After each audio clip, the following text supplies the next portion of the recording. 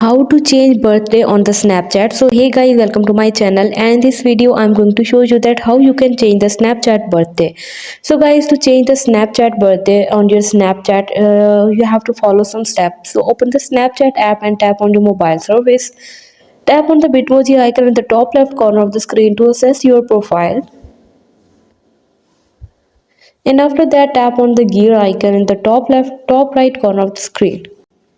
From there you can see the birthday, so you will have to tap right here on your birthday, and then after that you can see that you can edit your birthday from there, and you can select any other day from there, and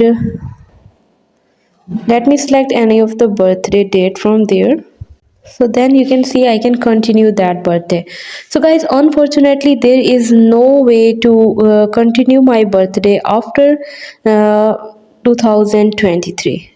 Guys, after limit 2023 I cannot change my birthday on the Snapchat. So hope you guys like my video, and please consider showing your support by commenting, liking, sharing and subscribing to my channel for more valuable content in the future.